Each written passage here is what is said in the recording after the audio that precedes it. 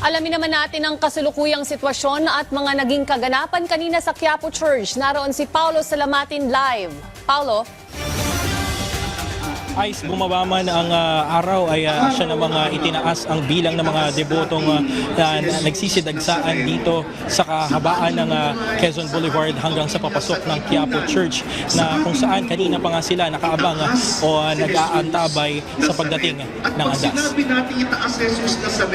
Anang naging sitwasyon kanina dito sa harap ng Quiapo Church kung saan nakipaghilahan ng mga miyembro ng Hijos del Nazareno sa mga deboto ng naputol na lubid na humahatak sa andas.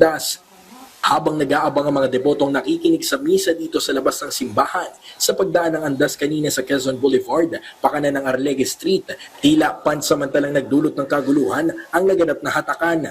Pinilit namang kunin ng mga miyembro ng Hijos del Nazareno ang naputol na lubid upang ibalik ito sa simbahan upang maiwasan sa mga debotong nais makakuha ng kapirasong hibla mula sa lubid na pinaniniwalaang may basbas na kayang makapagpagaling ng anumang karamdaman.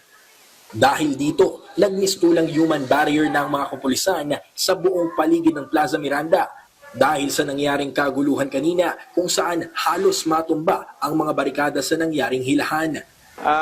Naputol po yung niya, yung palasangsingan niya, natanggal po sa kaya naputol. At may tumawag na abangan namin dito yung lubid. Kaya nabangan namin dito. Ngayon, nung hinahatak namin, yung iba nagbibigay dito, yung nasa likod, ayaw nilang ibigay. Kaya na hinahatak namin ang hinahatak.